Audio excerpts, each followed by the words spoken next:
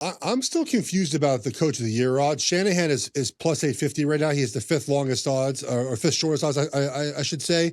I mean, if you have two offensive MVP favorites, and Brock Purdy, who's the clear favorite now, but also McCaffrey, you're the one seed, you're the best team in the NFL by far.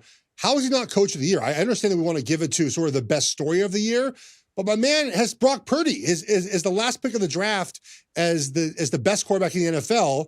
He's playing the best. His numbers are out there. Like, it's time to sort of just say what it is.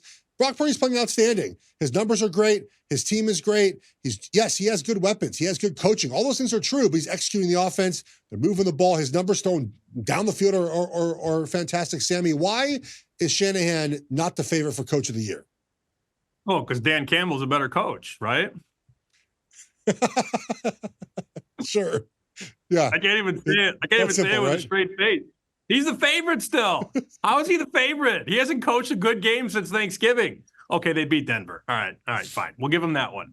But I agree with you. I think the knock is, and Will, you could correct me if I'm wrong here. I think the knock is that San Francisco's Super Bowl good. And coaches that have teams that are good enough to win the Super Bowl sort of get looked over for coach of the year. I mean, the win total was 10.5.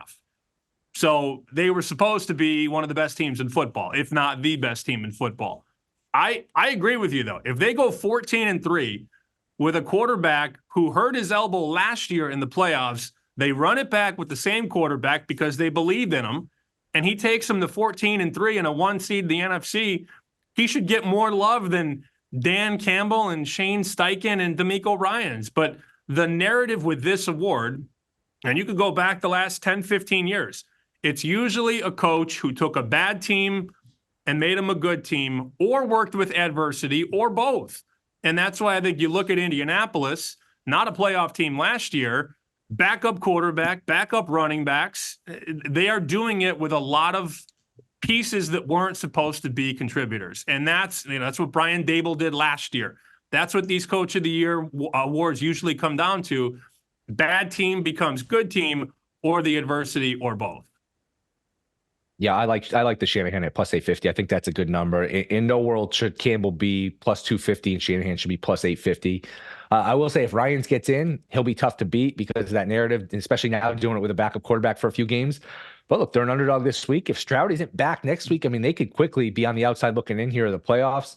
I will say, though, just a quick reminder, last year, Sirianni for Coach of the Year was a wire-to-wire massive favorite. Not only did he not win, he didn't even finish in the top 3. So this idea that these odds are completely reflective of what the voters are thinking, these odds are just a guesstimate in terms of like how they think the voting's going to go. But it's very hard to look. It's hard to handicap football games. It's even harder to handicap how human beings are thinking and how they're going to vote. So these odds are not always reflective. These are just more of a guess. Baltimore, San Francisco, the final game of the week on Monday night. The line right now is 5. The Niners favored by 5. If the Ravens win, guys, does Lamar Jackson for MVP move massively? Is this game an elimination game for one of these two guys at the top, Will?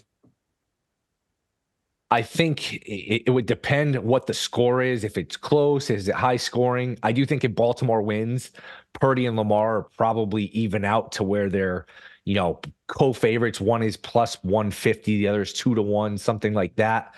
I will say, if you listen to the show all year and you listen to us at Purdy when we talked about it week 3 at 22-1, if you have Purdy at some fat prices, I don't hate the idea of taking Baltimore plus 5 at plus 5.5 as a hedge. Because, first of all, you could win both. 49ers win by a field goal, you win your Baltimore bet, and you're sitting there with Purdy, who pretty much, I think, locks up the MVP if they win this game. I don't buy the idea that McCaffrey's going to win it. So that's a nice hedge.